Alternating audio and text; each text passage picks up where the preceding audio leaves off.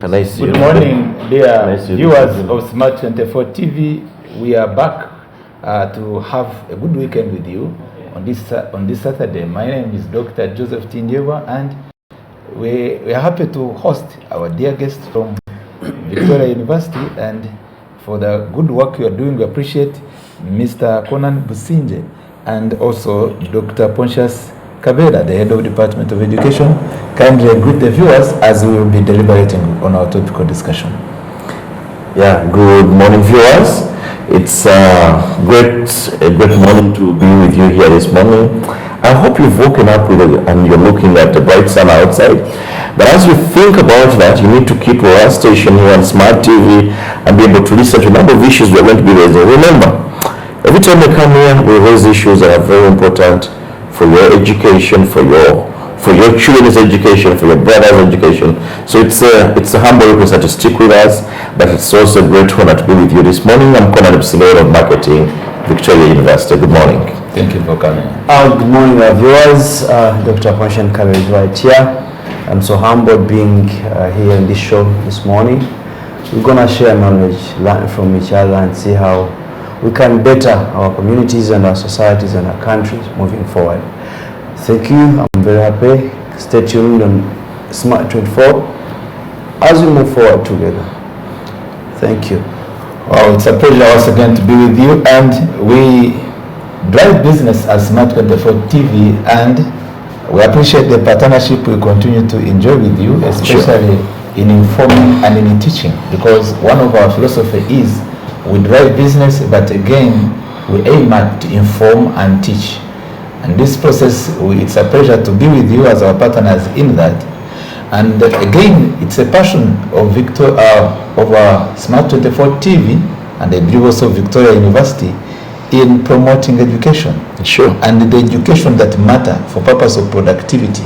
And in our topical discussion we have here, it indicates and it reads the investment in human capital development for economic production. Is an interesting concept. Yeah. We'll be going through it as we discuss. And we have a major question as well with the new curriculum education policy design, bridge the gap for job market demand in Uganda, the globe. Of recent, when I was reading through, revising part of the policy documents, especially the National Development Plan, I ran on some valuable information that Ugandans needs to know. And as I do a network with some of the key potential partners and stakeholders in kind of dimension of education curriculum, especially an institution like Victoria University, among other institutions, I felt it very important to see how we can connect into this discussion to bring out possible insights that can give guidance to our fellow citizens, countrymen and countrywomen, in order to have a proper direction, especially with awareness that they need to have. Sure. Every other time we talk about the challenge of unemployment, but the information I want to discuss briefly in 1 minute is the National Development Plan, out of research, based on research, information, the demographic characteristics indicate the number of sectors. For instance, it cross-cuts across around 8 sectors, programs which we need to know. Under the industrialization program in the National Development Plan, under the mineral development, petroleum development, tourism development, natural resources, environment, climate change, land and water, private sector development, road infrastructure, energy development, digital transformation, urbanization and housing, our social protection program and health, innovation, technology development, then governance, security programs. The number of them, which are around 10, they bear good jobs, and some which can be obtained by those who qualify after attending a training outside this country by the virtue that part of the training may not be attained easily here, which is a gap. That's a gap I first identified. And also other jobs which indicated over hundreds of jobs, hundreds meaning over hundreds, around 300, 400 jobs, which are in Uganda, but the people who qualify to do these jobs, they are not there. So our question in our analysis, economic policy analysis this morning on Saturday, is to check back what is causing this, to find that these jobs are in existence, but our students whom we recruit, we always call you are our powerhouse base for recruitment of these students yeah. Whom at the end of the day feeds into what I'm referring as capital development, because capital development is dealing with health, is dealing with education, the basics, the hygiene education, basic education. That's what is cited, and we remain wondering. But this morning we are not going to wonder. Go to the realities. Why the country is spending now? If I just cite the time of the leadership of the NRM, or generally the independence, 60 years. Then the NRM and the National Development Plan around over 15 years, NDP. And here we are with some solution of curriculum design. But this curriculum design, I'm now coming to interrogate through you, because part of it you are aware, whether it will bridge the existing gaps in regard these programs. Good jobs, many jobs, they need specialists, digital specialists.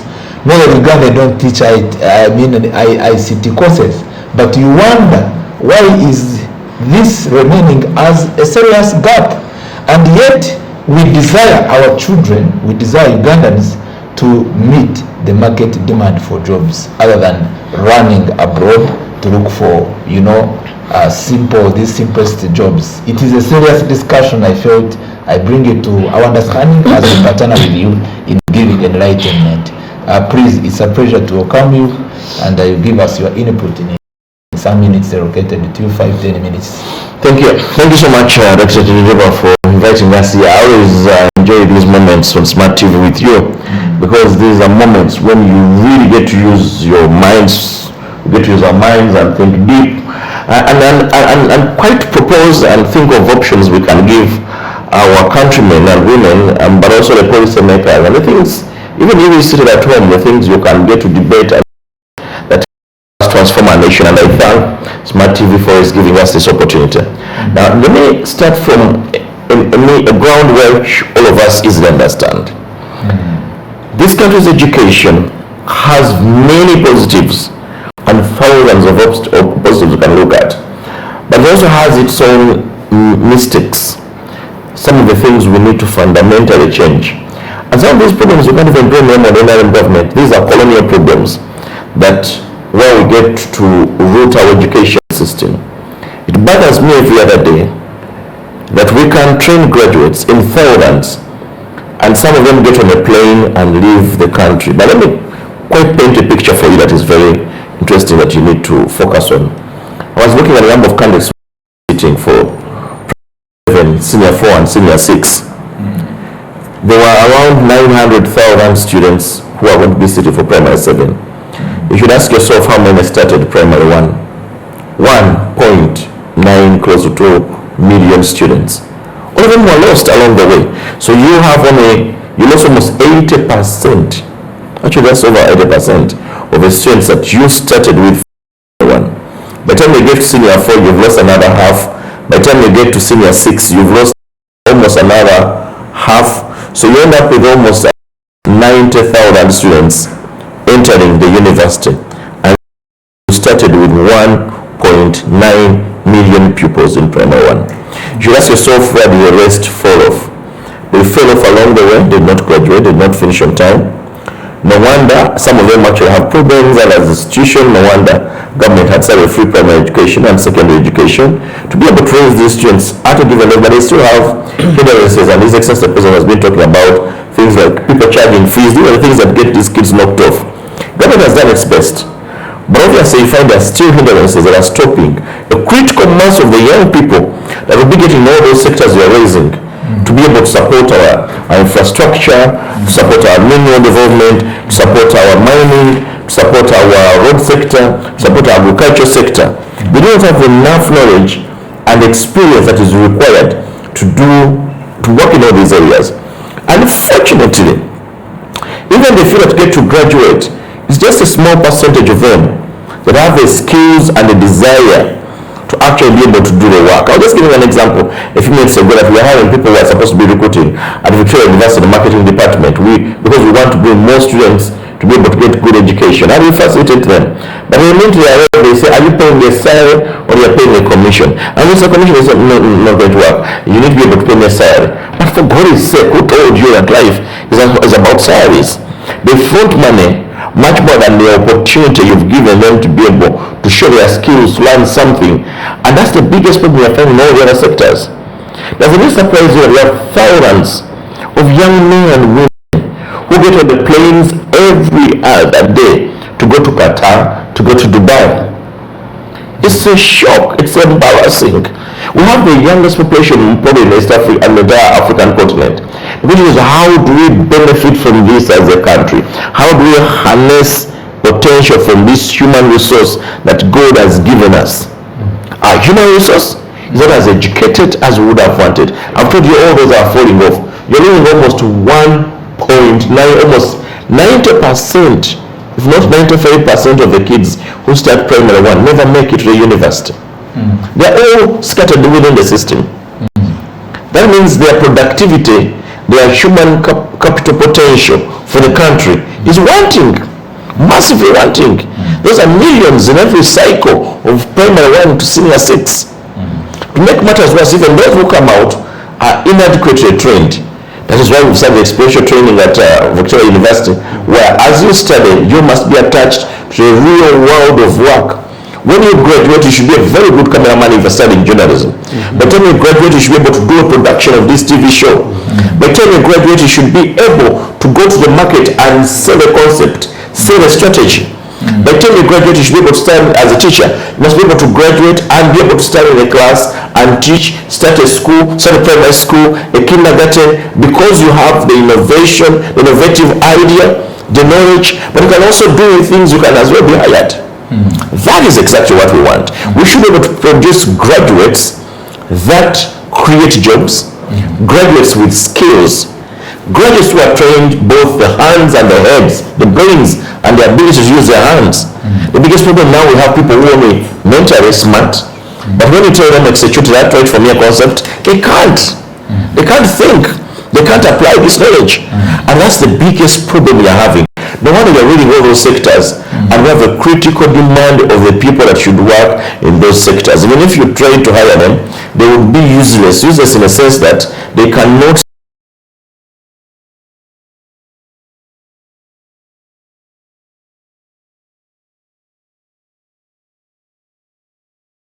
jobs are here. That is where we got it wrong. And our parents outside there, because I pray, as we are intending to have substantive partnership in this, which we believe even any other education institution may either to work with TV stations like you. Yes, especially there is a challenge of career guidance. Yes. Parents are digging deep into their pockets. That's why I'm calling it investment.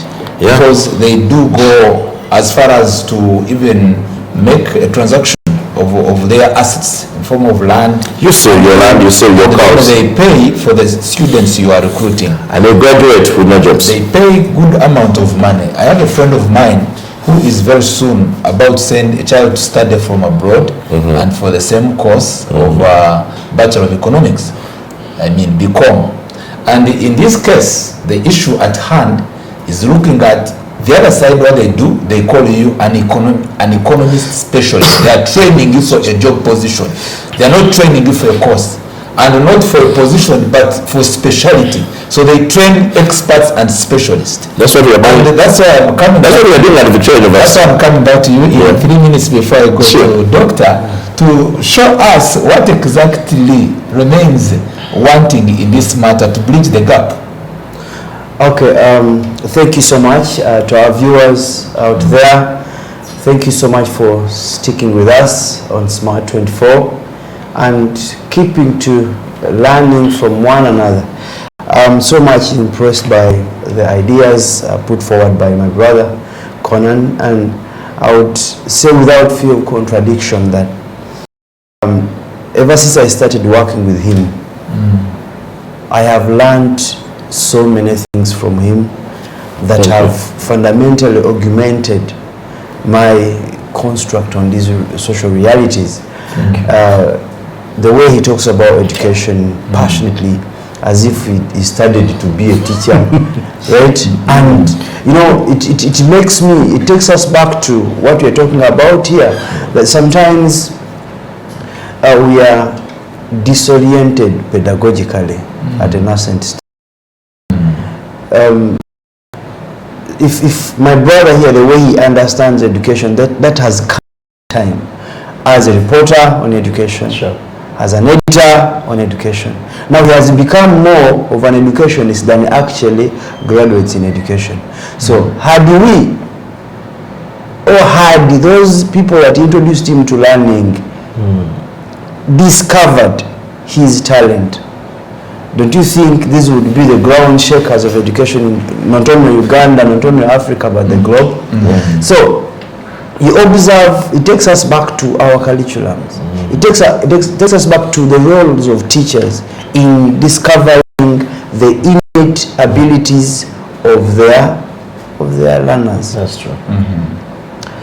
When you look at the current education systems, they are simply teaching us what we should know, but not what we should do. Sure.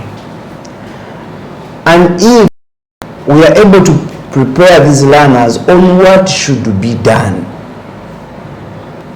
but not what they should know. For example, I was told to know inertia in physics. I was told to know upthrust, that when a body is wholly, Archimedes' principle, immersed in water, it experiences an upward force which is equal to the upthrust or to the force used. Yes. That is what I was taught to know. I crammed and I got a 3 in physics. We go out there and we cannot apply the 3 in physics because you are taught to know. So if our curriculum continues to be aligned to that approach to teaching and learning, we shall have first class holders in civil engineering that cannot even operate a measurement. That's true. Hence, the introduction of a new curriculum called competence-based Learning. curriculum, which is a CBC, commonly known as CBC. Even when you go into schools, I've just finished doing school practices, supervising students who are on industrial training or placement. And when I go with my format, the assessment book, I first call a student and I ask her or him, which class?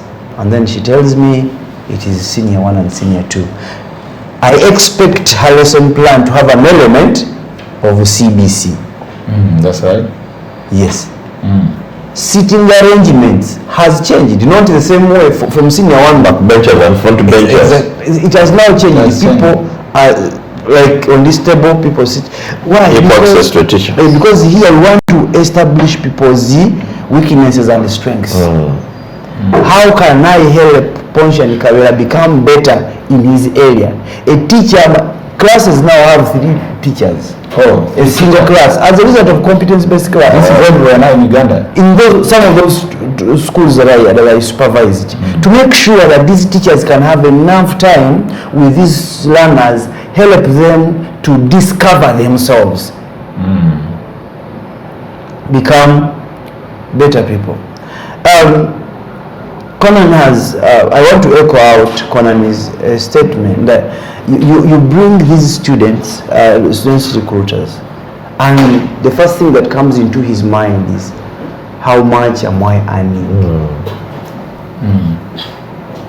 I was at a guest house in Makerere with a lot long-time friend I met in Kigali, and was seated. She finished her bachelor's degree 3 years ago.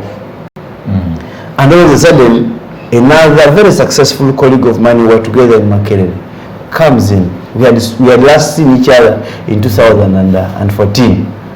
The man is very successful. He has construction companies. He's running hotels around town. So he's very happy to see me. I tell him, hey, Dr. Atsap, congratulations. I saw you finish your PhD. Him talking to him like, yeah, I'm okay. I'm also here trying out life now, trying to practicalize what I studied. Teaching, drafting curriculum, policy documentations on education, policy documents on education and all that, because that is what I studied. Meanwhile, this is my sister. She finished her degree. Then the guy asked me, what is she doing? I'm like, no, she's still looking around for a job. And then he told her on spot, but talk about yourself. Just a statement. Tell me, because I'm a potential potential player. I'm a potential employer. The guy even pulled out his business card. I am the one who spoke for her that she will organize your management portfolios in your institutions, because you did business and management. So the guy was like, can't you really speak the same thing that Kavera has just spoken? So our graduates that have been exposed to the other traditional curriculum, it's terrible. Graduate without knowing who they are, what they can do. You get it? But they graduate with what they were taught to. And what beats my understanding, if you were a teacher today and you're watching us, I keep asking myself, do you require a special fund from the government to change the way you teach? No. I don't know what your answer is, but I don't think it's that. What is actually just saying, the graduate you are sending out there, how good is she? How good is he? That is what draws a difference between someone who's going to be successful, someone who's going to be a useless person to our country. And I'm using those words with no fear of the choice of the words I've used. Useless. Yes.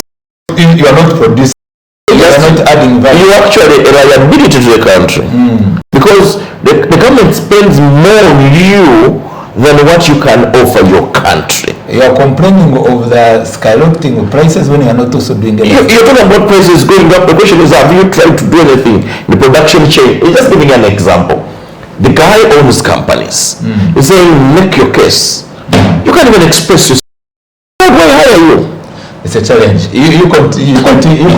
And it is a serious incident. Way forward, for me, I think now with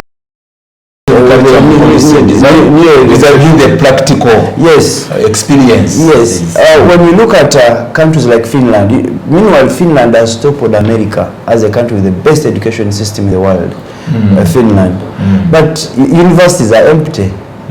Universities in Finland, the professors are always on the lookout for people from Africa. And you know what happens? They have grounded their foundation of education at the primary level, lower primary, and the higher college level, secondary.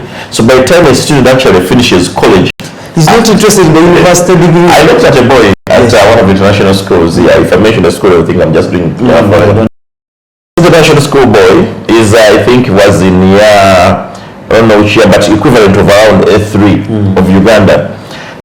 Boy went home and raised funds through a charity online and said, by the way, we're building houses for the disabled and the vulnerable in Uganda. He collected money. He came back and he did, because he was doing a bit of architecture, he did structural planning, construction. Then he went on the ground, bought materials using the money he received, and built houses and handed them to the community. For God's sake, how many more Ugandans can do that? Just yakasisira kale muzimba obusisira. Who has ever even done that in our Ugandan education system? Now, do we require $1 trillion to actually do that? No, it's just about our mindset.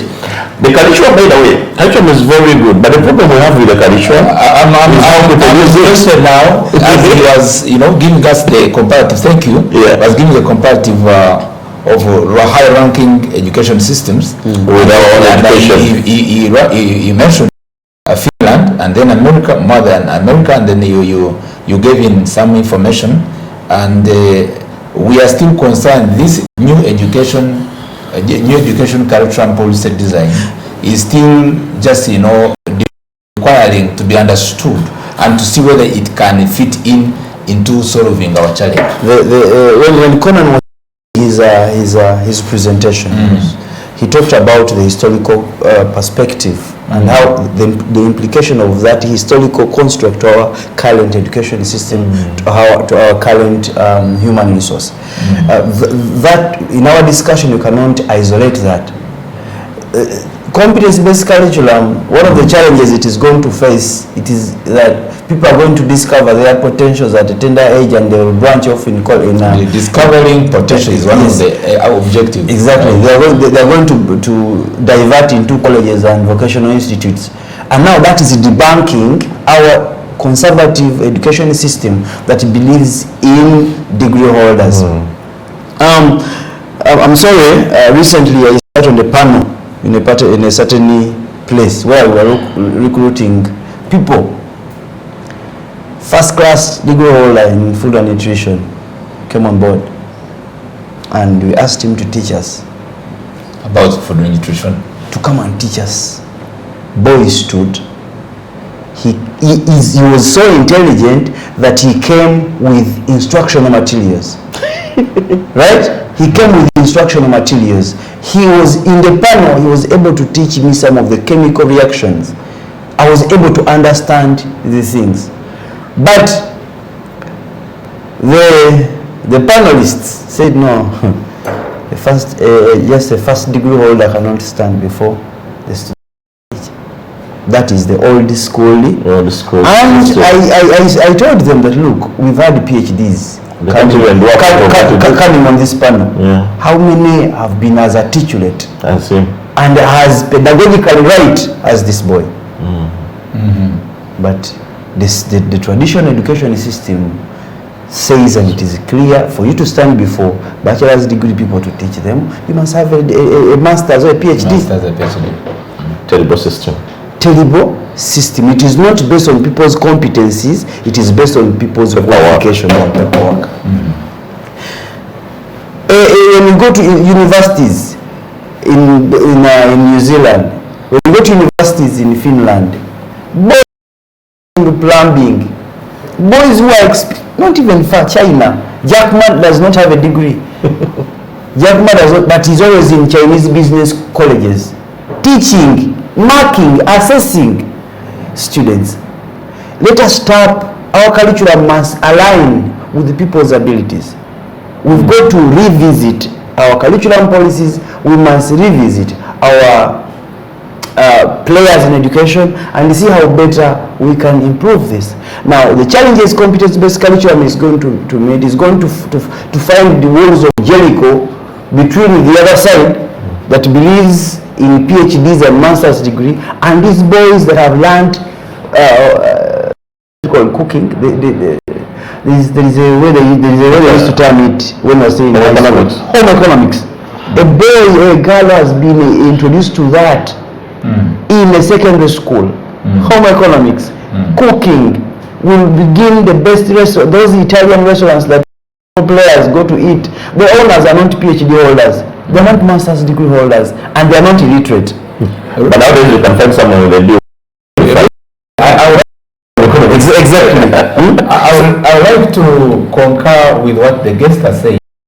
Also with day-to-day life experiences we go through, even while just interacting, socializing within the city.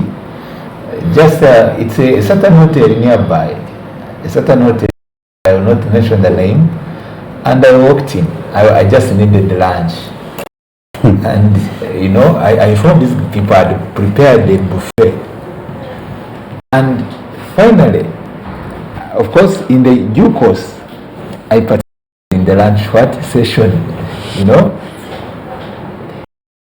outcome, according to the preparations, it was too excellent that I said, who have prepared this meal? It was really delicious and was organized for me to feel my body appreciated, 100% my body appreciated. I said, who has prepared? And the receptionist went to call the person who, the masterminder of this whole arrangement, to make that buffet be ready. And I asked, what's your qualification? Then I said, for me it's not about the qualification. I just ensured that I enter into the industry of hotel, okay, for only to understand catering exactly what is necessary and what is needed. And he says, I come from Zambia, I came here, I have been here in Uganda for the last 10 years, for the last around 5 years, and this is the skill I have. I said, papers, me, concerning diploma, certificate, don't ask me about that. And so it is true. It is true. And that is why other economies actually, other countries even, are going further than us. Because now, I've talked about, remember when I was saying the preamble I gave you, of the millions of students we lose along the way? What should smart systems do, smart curriculum developers do, smart institutions do, is to find curriculum or support that actually gives these children skills, avail them skills, learn to do graphics, learn how to cook, learn to do social media. I may not be a graduate, but I can be the best social media guy. I see young girls who have like 20, 30,000 followers, and some of them even done senior 6. Some of them are becoming good people in promoting social media accounts for institutions, for schools, and following is massive, and they can sell commodities and goods, and that's where money is.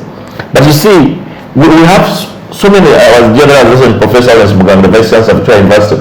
There are so many of these small skills development like avenues we need to take up to be able to support our students or our young people to learn these skills. You can learn cooking, you can run a best restaurant after senior 2, learn how to cook, and then run a best restaurant. You don't even need a degree. And you just said an example which I just was looking at our graphics guy we have. Maybe he doesn't get offended, but why should he get offended? He's the best graphics guy I've interfaced with. We have a graphics guy at Victoria University. Do you know we hired him? We told them that was reading. We want someone who can design 10 pieces promoting Victoria University. Look at our websites, look at our social media accounts, find the concepts, 10 of them that can promote Victoria University. The guy did the 10. We looked at his work. We were amazed.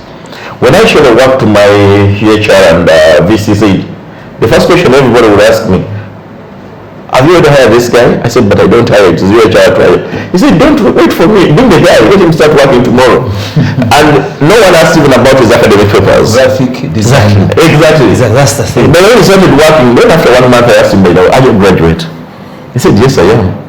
I said, but don't worry, even if you weren't, you already hired, I just need your work. The guy is so good. He thinks outside the box. He has concepts, he has ideas.